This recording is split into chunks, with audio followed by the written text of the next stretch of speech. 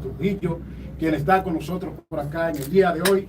Vamos a recibirlo con un fuerte aplauso. Vamos a dejar que los compañeros se vayan presentando ellos. Bien, gracias. Buen día, pueblo de Barahona. Momento ideal para una entrega más de su programa La Denuncia, que se transmite por completa 90 FM. Hoy con la grata participación de Ramfis Domínguez Trujillo. Así es que disfruten de esta entrevista que va a ser muy amena. Gracias. Como no, gracias a los amigos que siempre nos escuchan de lunes a viernes, pero estamos en una versión especial, fruto de que hoy tenemos al candidato a la presidencia de la República Dominicana, Ramfis Domínguez Trujillo.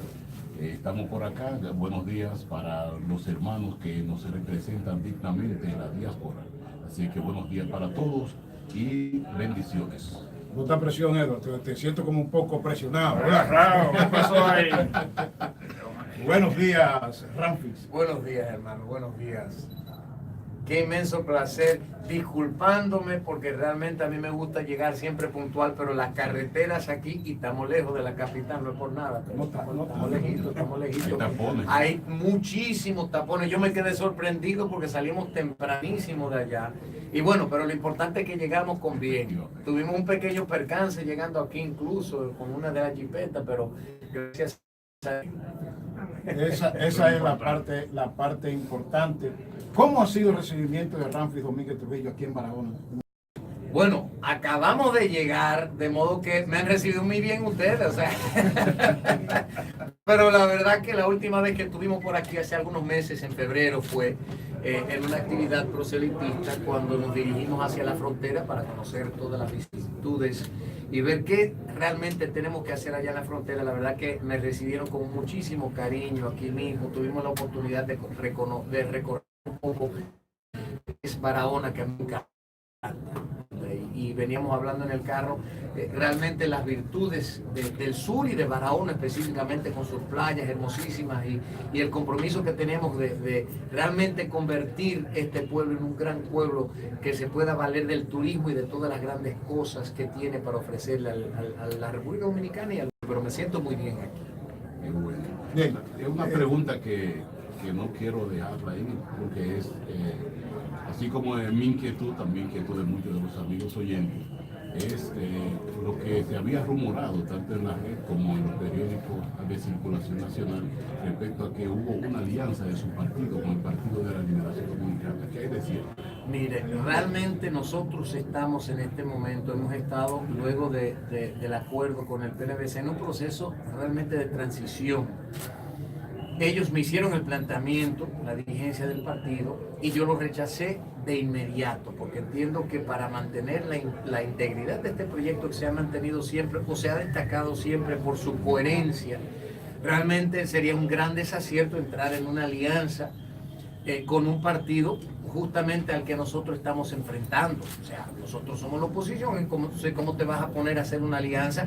Aún reconociendo que son alianzas puntuales para apoyar a 2 o 3 candidatos específicamente, de todas formas estás tratando de llevar un proyecto político.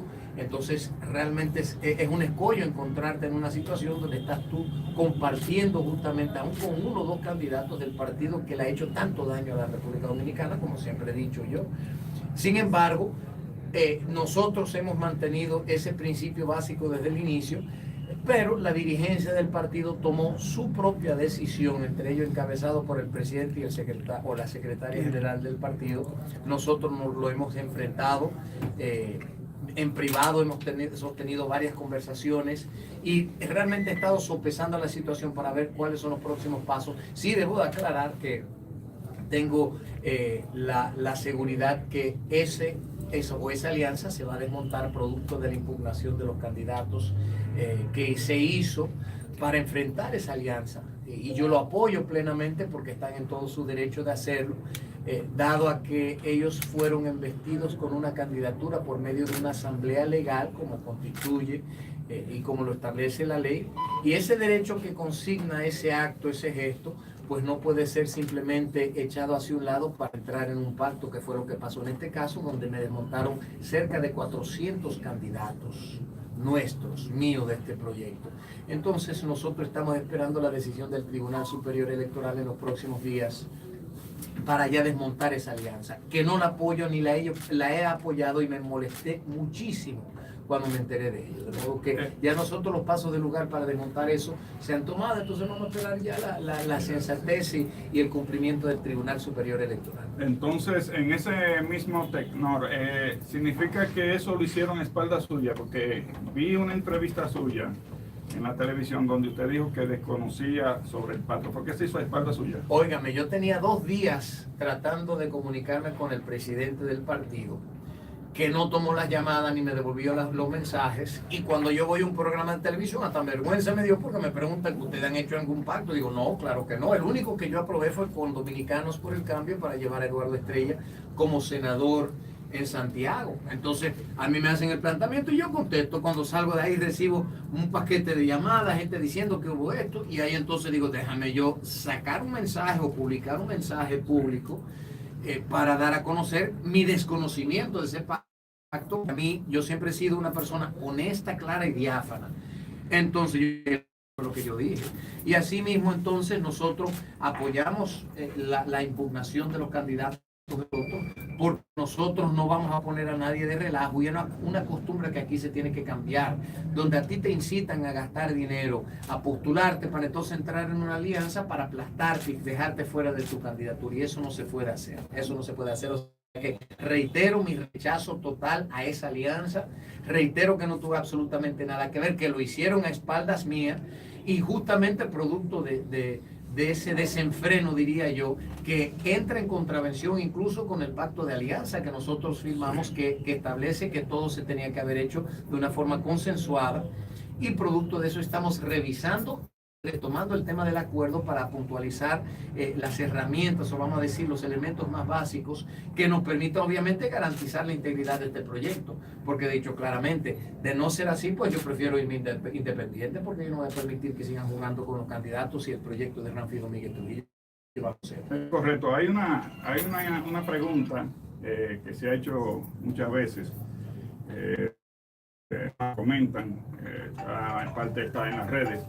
Es sobre un proyecto de ley que se sometió o se iba a someter a finales del 2010 con el diputado PRDista Leiby Guerrero, sobre crear el Museo de Trujillo en San Cristóbal. Leiby Guerrero es diputado por San Cristóbal. Entonces, en ese proyecto de ley se perseguía recopilar, difundir y obtener todos los que eran los bienes de su abuelo, desde lo que fue el 1930 hasta el 30 de mayo de 1961.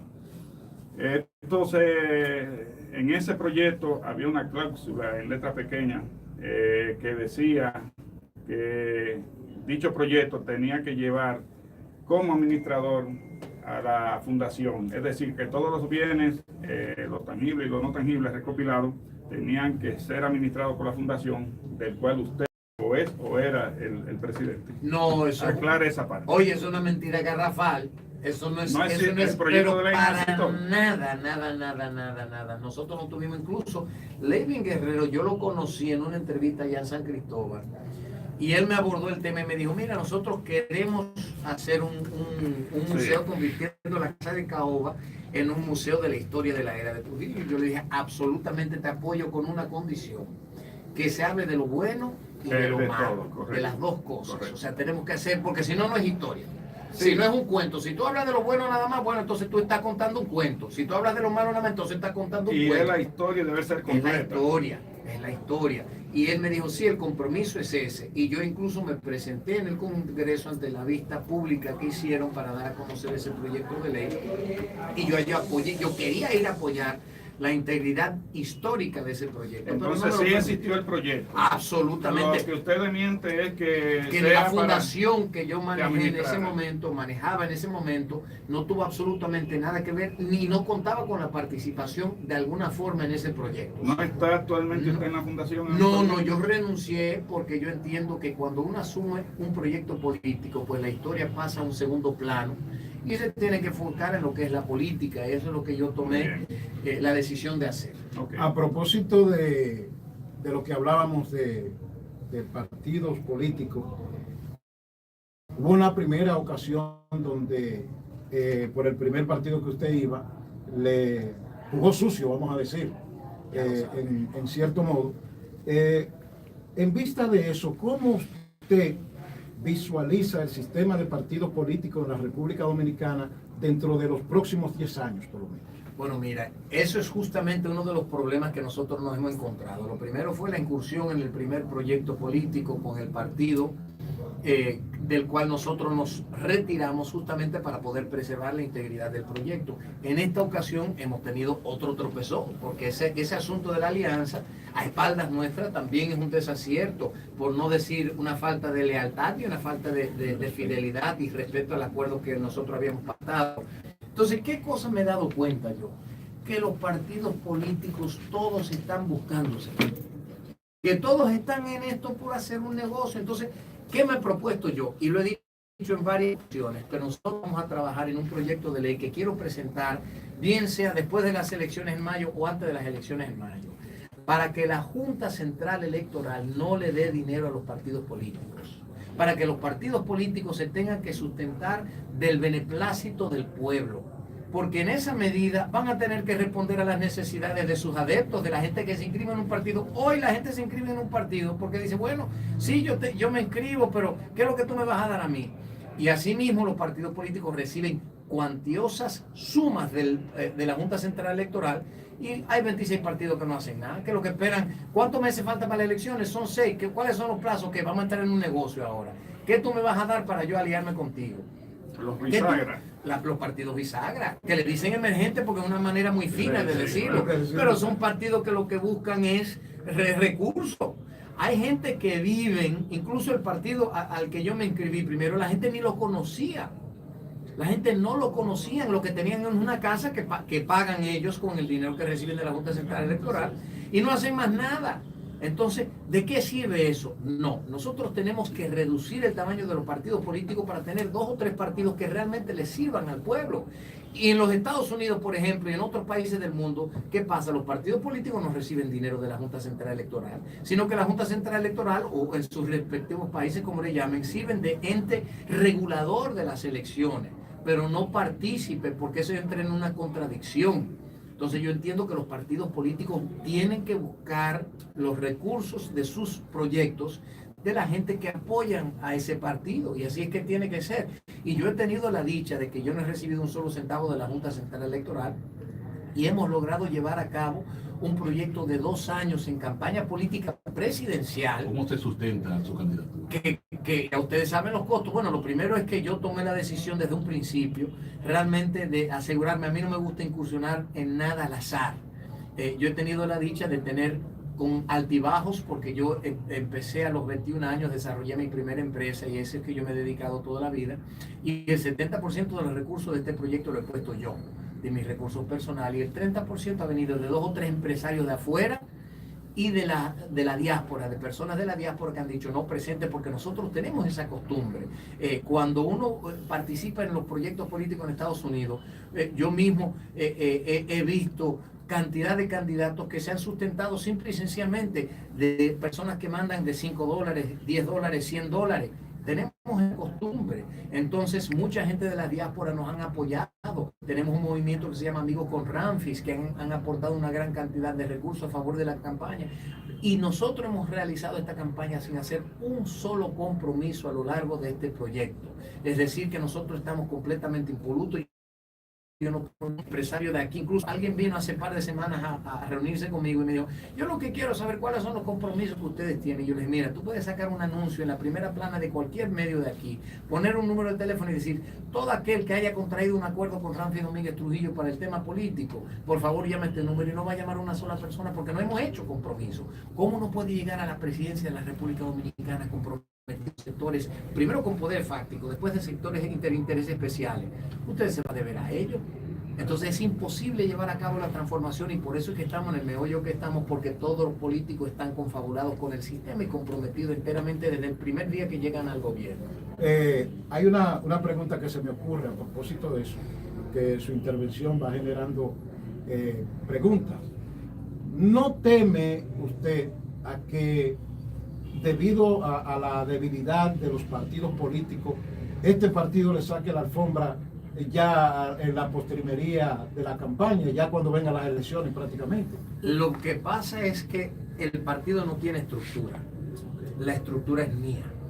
Es una estructura que nosotros tuvimos que reconstruir luego de 5 distritos municipales. Nosotros tenemos en todas las provincias, nosotros tenemos equipos por todos lados y tenemos un padrón que acabamos de pasar las 600.000 personas inscritas en el padrón, no del partido, sino de Ramfi Domínguez Trujillo. Entonces ellos pueden retirar la alfombra, pero se tienen que acordar que la ley 1519, la ley electoral, en su artículo 149, nos inviste a nosotros con la oportunidad, con la posibilidad, con el derecho de llevar una campaña o una candidatura por la vía independiente, que es lo que exige la ley, el 1% del electorado, que son aproximadamente 61.000 votos. No, perdón, para la electoral es el 2%, estamos hablando de 120.000 personas, nosotros tenemos más de 600. Exige que uno tenga locales, un local, nosotros tenemos más de 100 locales por todo el país. Exige que uno tenga... eso es para ir en forma independiente. De forma independiente y que uno tenga estructura por todo el territorio nacional. O sea que nosotros cumplimos plenamente con todos los requisitos. Exige un movimiento. Nosotros tenemos creo que 60 movimientos que nos están aprobando, que nos están apoyando. O sea que yo no tengo problema en ir por la vía independiente. Incluso para mí hubiese sido algo incluso más coherente ir por la vía independiente, porque yo rechazo completamente a la clase política de la República Dominicana porque le han hecho un daño garrafal al país. Y justamente de ese meollo, de ese escollo en el que nosotros nos encontramos, es que nosotros tenemos que luchar incansablemente para rescatar la patria a los ciudadanos. Mire, a propósito de esto y para dar paso a mis compañeros, no vayan a decir ahorita que yo me quiero poder solo. No es solo. Ni cerca. Bueno, yo tengo una... ¿Perdón? Ya yo me iba a parar. Tengo una preocupación. Pienso que los desarrollos de los pueblos tienen que ver recientemente sobre esto de las pruebas de PISA y esas cosas. ¿Qué haría usted con el sector educación de la presidencia de la República? Mira, el sistema educativo de aquí está por el piso y se tiene que, no digo que ni transformar, ni hay que cambiarlo, hay que refundarlo. Hay que empezar de cero, señores. Por eso es que yo digo que nosotros tenemos que designarle un 8% de educación. Porque hoy tenemos un 20% del cuerpo docente que no tiene título pedagógico. Nosotros tenemos una cantidad de situaciones dentro del sistema educativo que nosotros no podemos ni tan siquiera aspirar a una democracia, porque como le digo yo, ¿cómo nosotros vamos a aspirar a una democracia cuando tenemos un pueblo que desconoce cuáles son los candidatos? Aquí no existe ideología política, aquí nosotros vivimos en un sistema de votación automatizado que 15.000 personas votaron por ningún candidato, salieron a la calle a votar con la intención de votar, pero votan por 15.000 veces por otro candidato, por ninguno. Fue lo que, entonces, ¿qué pasa? Nosotros tenemos que transformar el sistema educativo, pero empezando por lo más básico. Tenemos uno de los más altos niveles de deserción escolar.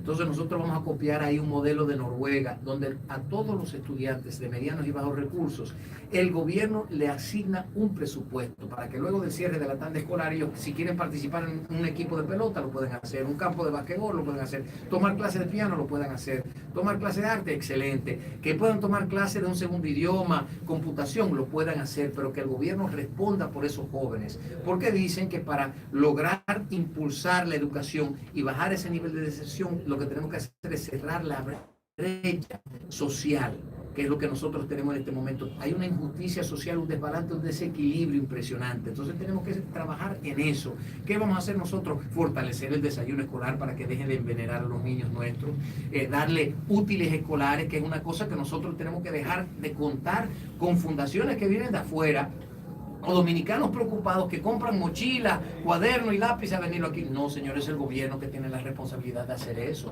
Tenemos que elevar el nivel de intelectualidad. Nosotros tenemos que formalizar una cosa que yo he descubierto aquí en la República Dominicana. Tenemos 1.800.000 madres solteras. Y esas madres solteras, abnegadas, que se quedan en su casa para poder atender las necesidades de sus hijos. Nosotros hemos encontrado que todavía una escuela informal, yo quiero que formalicemos esos procesos, dándole un recurso a esa madre, tecnificándola para que ella pueda servir, para que todos esos niños de ese barrio vayan ahí y aprendan un segundo idioma, computación, igual, para ir elevando el nivel intelectual de la República Dominicana y de la juventud. Y en ese sentido, ¿qué le merece la opinión, las estancias infantiles que ha construido el gobierno? ¿Cómo usted ve ese proyecto? No, mire, yo le voy a decir una cosa. El problema no es en los planes que se han hecho, es que no se cumplen. Aquí nosotros tenemos incluso en la tanda escolar, que en muchos casos ha hecho un excelente trabajo, pero ¿qué pasa? Que en muchos sitios tienen niños caminando 2 horas todos los días al Entonces, eso no puede ser. Eso no puede ser. O sea, nosotros tenemos que tomar decisiones sensatas. El 4% que nosotros logramos, en su gran mayoría, lo que están haciendo es construyendo planteles escolares por el tema de las sobrevaluaciones de las obras. Entonces, el sistema escolar educacional de la República Dominicana hay que refundarlo. Otro programa que nosotros tenemos, porque es un problema que vemos con los jóvenes, es que los jóvenes dicen, mira, yo estudié, me gradué, pero me dicen que no tengo experiencia. Entonces, nosotros le vamos a poder resolver ese problema dándole recursos al gobierno para designárselos, para subvencionar, que esos jóvenes se puedan graduar con la experiencia. Es decir, tú estás estudiando arquitectura, le vamos a dar pagar el 50, el 60% del salario de ese estudiante universitario en una oficina de arquitectura, para que cuando se gradúen ya se pueda insertar al campo laboral de inmediato. Pero hay que, es correcta su posición, pero también tenemos que tomar en cuenta, señor Rafi, que, por ejemplo, le voy a hablar de la parte de Barahona. Aquí hay un sector que se llama Cristo Rey. Ahí hay un instituto tecnológico que prepara jóvenes en diferentes categorías. Eso está equipado, porque yo hice varios cursos ahí por hobby, que me gustaba la electrónica y me puse a estudiar electrónica a esta edad. Y eso está equipado con los mejores equipos nuevos que lo donó la Comunidad Europea. Y ahí solamente hay que llevar una mascota y un lápiz. ¿Y qué ha pasado? En la tanda que yo entré hace un par de años atrás, entramos 36 y solo 11 nos graduamos. Y eso está metido en un barrio populoso de aquí, donde hay que llevar una mascota y un lápiz. Entonces, yo entiendo que el primer trabajo que se debe hacer es desde el seno de la familia, porque hay una confusión. Las personas creen que no, se va a enseñar. Usted busca en la casa, tendrá el Estado, el gobierno, las familias que no se están preocupando, porque teniendo ese centro ahí y que a esta altura de juego está avalado por el Infotep, que incluso los certificados de Infotep, como sabemos, tienen incluso validez internacional. El egresado de ahí presenta afuera el certificado de Infotep y es fácilmente asequible. Entonces, en ese sentido, donde usted ve que hay una dejadez, ¿qué se impondría para que los padres obligasen a sus hijos a ir a los institutos, a las escuelas, a la formación? ¿Cómo concatenar eso? Bueno, lo primero es que nosotros tenemos que imponer la educación obligatoria hasta el 12º grado. Cuando usted dice obligatoria, ¿qué se refiere? Obligatoria, que todo el mundo tiene que cumplir el 12º grado. Obligatoriamente. No pueden abandonar la escuela, pero hay que crear las condiciones para eso. Y en pero ese caso de que no pase, que abandone, ¿cuál sería el método? Señores, es que nosotros lo que tenemos que hacer es crear las condiciones para que eso sea posible, poner en manos de esos jóvenes, como les digo ya, las oportunidades, ir cerrando la brecha social, pero tenemos que crear un cuerpo docente que incentive la educación, porque nosotros nos tenemos que preocupar por la juventud del país. Ya nosotros estamos perdiendo la cultura de la educación. ¿Usted sabe por qué? Sí. Porque la gente aquí se gradúa y después no encuentran empleo. Entonces la gente se gradúa y dicen, yo voy a ir a un banco porque yo me gradué de economía, pero entonces ponen a ingenieros, porque los ingenieros tampoco encuentran trabajo. Entonces, el problema que nosotros tenemos que hacer es también transformar la economía de la República Dominicana para bajar el nivel de desempleo. El 33% de los jóvenes tienen desempleo o están desempleados, y más del 22% de la población colectiva. Entonces, es un problema que la gente tiene que tener un incentivo de estudiar. Una de las cosas que yo siempre digo, mira, allá en Estados Unidos, si ustedes dicen, yo soy ingeniero, ustedes pueden buscar una tabla y la tabla le dice lo que usted va a ganar de ingeniero. Cuando usted va a contemplar la posibilidad de estudiar una maestría, le dice cuánto más usted va a ganar, y eso es por un librito, y eso es no porque la gente diga, no, yo me llevo del librito, no, porque esas son las normativas que existen dentro del sistema. Entonces nosotros tenemos que crear la conciencia y dejarle saber a los jóvenes, la educación es fundamental. Yo he hecho un gran esfuerzo, yo tengo 3 hermosas hijas muy inteligentes, de 20, 18 y 16 años, y yo he hecho un gran esfuerzo para que ellas tengan la mejor educación posible Y papi, yo quiero estar allá contigo, y sobre todo ahora en la campaña le digo, no, mi amor, tú tienes que estudiar, porque después que tú te gradúes, tú haces lo que tú quieras.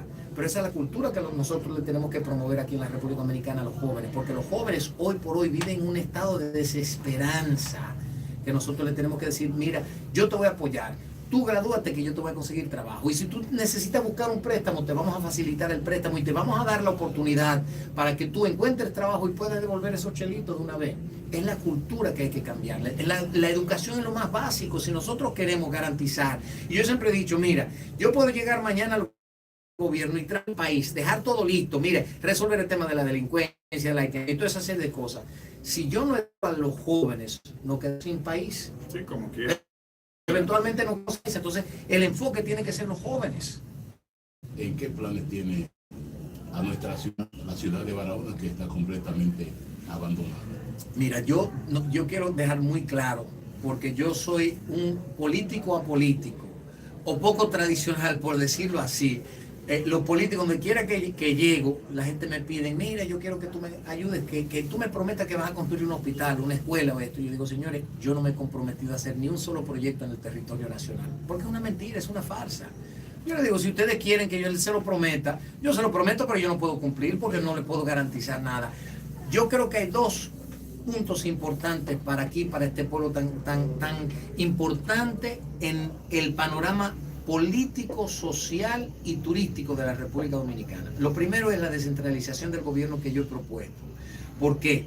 Porque yo entiendo que el gobierno central no debe manejar todos los recursos del país. Ese sistema de institucionalidad gubernamental nació en 1930 para servir la dictadura de Trujillo. Y en los 60 años después de la muerte de Trujillo, nadie se ha atrevido a que desmontar ese sistema. Pero es completamente antidemocrático. Lo primero que nosotros tenemos que hacer es descentralizar el gobierno y que cada provincia maneje sus recursos. Que cada provincia le aporte al gobierno central un 10, un 15% de los recursos para que el gobierno central pueda manejar las necesidades nacionales.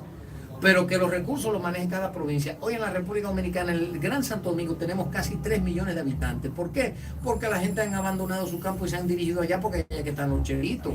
Ahí es que maneja toda la gran... Ahí es que se firman los cheques. Claro, ahí es que se firman los cheques. Entonces, yo quiero que sea todo lo contrario. Que las provincias le digan al gobierno, mira, quita el 15% que a ti te toca, resuelve. Son autónomos de ahí para allá. Absolutamente. Entonces, para que ustedes resuelvan los problemas, ¿por quién mejor conoce los problemas de Barahona que ustedes, los barahoneros? No, usted no tiene por qué ir allá al gobierno a mendigar nada, que es lo que pasa ahora, porque ahora los recursos se dan medalaganariamente según el presidente diga, mira, este me gusta, coge los chelitos. Que los gobernadores sean elegidos por el pueblo, que los jueces sean elegidos por el pueblo. Eso es democracia, eso es lo primero. Y nosotros vamos a tratar ese tema de inmediato desde que nosotros lleguemos al poder, porque es una transformación básica y fundamental en el ejercicio de la democracia. Pero más allá de eso, yo tengo la intención de que el pueblo de San Cristóbal se convierta en la puerta del sur y motivar esa transformación que hace falta. ¿Ustedes saben por qué aquí no hace nada los gobiernos?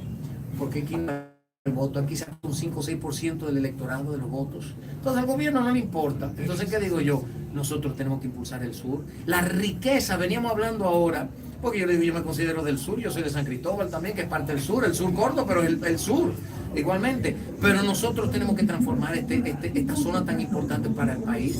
El aeropuerto, que nadie lo conoce, de María Montés, eso dicen que es un aeropuerto internacional. Venía hablando es un elefante blanco, eso está ahí, no se le da nada de uso. Entonces hay que agrandar ese aeropuerto, hay que darle categoría de un aeropuerto internacional verdaderamente, donde puede. Yo le dije, mira, un aeropuerto internacional a mí no me venga porque aterricen 2 o 3 avioncitos que venga de una de las islas de aquí, no es un aeropuerto internacional. Es donde puede aterrizar un 727, un 747, un 777, los aviones grandes. Y hay que convertir ese aeropuerto en realmente la puerta al sur para motivar el turismo de esta zona, para motivar también la agricultura. Que yo estaba, de camino yo estaba viendo las riquezas tan hermosas, que el plátano, que esto, que lo otro, pero realmente aquí no se incentiva, y nosotros vamos a transformar el campo dominicano, donde hoy se está utilizando solamente el 16% de las tierras hábiles para cosechar. Nosotros lo vamos a llevar al 100%. porque la columna vertebral de la República Dominicana no puede ser ni el internet, ni las aduanas, ni el turismo. Tiene que ser la agricultura obligatoriamente, y con eso vamos a crecer la economía, vamos a transformar los estamentos de esta sociedad para volver a retomar el tema del campo, que es importantísimo. Bien, hay una situación que de verdad nos aqueja como país, y es el problema de la migración haitiana. ¿Cómo usted pudiera o va a resolver esa problemática que nos aqueja de siglos prácticamente? Mire, cuando nosotros vinimos en febrero, también llegamos hasta Pedernales, y en Pedernales con un grupo de adolescentes yo le dije: ven acá, si de todas las situaciones, de los problemas que ustedes tienen aquí, ¿cuál es el problema que ustedes ven como el más serio? Me dicen con una desesperación: los haitianos, sáquenos los haitianos de aquí. Estamos hablando de unos jóvenes de 14 o 15 años. Pero lo triste es que no es solamente aquí en el sur, eso es por todo el país. Si nos vamos al extremo allá a ver un Punta Cana, exactamente la misma situación. Y ya estamos minados por donde quiera de haitianos. Lamentablemente, como yo le digo, nosotros simplemente no podemos cargar con el peso de esa migración, que hoy representa el consumo de 12,5% de los recursos del presupuesto nacional. Estamos hablando de 2.100 millones de dólares que se van, 648 millones de dólares solamente en atender las necesidades de alimentación de los asentados aquí de manera ilegal. ¿Qué voy a hacer yo? Simplemente hacer cumplir la ley. ¿Qué dice la ley? Que si tú estás aquí ilegal, es para afuera que tú vas. ¿Y cómo controlar la frontera? 392 kilómetros que están en solitario, porosa totalmente, cuando sabemos que países avanzados, en este caso vamos a poner entre 500 y 700 millones de dólares, pero nos cuesta una vez, no repetidas veces. Y estamos hablando que la migración nos cuesta 2.100 millones todos los años, pero no solo un muro físico, que el muro físico hay limitaciones geográficas que nos van a permitir que nosotros recorrimos todo, incluso la carretera de Ondovaya hasta Jimaní, que no se la recomiendo a nadie. Nosotros la recorrimos y hemos visto a ciencia cierta lo que se puede y lo que no se puede hacer. Llegamos al río Artibonito, donde sí se puede construir un muro perfectamente bien, porque ahí entran como si nada. Entonces hay puntos donde no se puede hacer. ¿Qué tenemos que hacer nosotros? Más allá de esa construcción de un muro físico, tenemos que tener una élite de la Fuerza Armada bien paga, bien remunerada, que pueda cumplir su función. Porque nosotros no podemos mandar a un joven a la frontera y decirle: mira, por 21 días que tú te pasas allá, yo te voy a dar una dieta de 1.400 pesos, que es lo que le pagan ahora. No es que me lo estoy inventando, es que yo hablé con todos esos jóvenes allá en la frontera. Entonces hay que pagarle bien, hay que darle equipamiento, porque hablan incluso de drones. Nosotros no vimos un solo dron. Pero más allá de eso hay que construir zona franca en la frontera para un intercambio, y hay que crear asentamientos de agricultura de los dominicanos, que le demos un incentivo para construir su finquita allá en la frontera. ¿Ese es el proyecto que tienen los vecinos en mente hacer? Bueno, desarrollar la frontera. Yo creo que ese proyecto lo tiene que estudiar un poquito mejor antes de tomar decisiones al respecto, cuidado, porque tenemos nosotros que tener justamente mucho cuidado con intereses fácticos que quieran incidir en esa política, porque siempre hay un trasfondo que hay que buscarle bien de cerca. Usted sabe a lo que yo me refiero. Nosotros tenemos que abocar por los mejores intereses de la República Dominicana. De verdad que este hombre es demasiado profundo. Creo que hay demasiadas cosas de que hablar. Esta es una primera entrevista. Yo espero que usted esté por aquí. La agenda sé que está un poco apretada. Veo muchos catchers ahí que usted tiene haciéndome señas.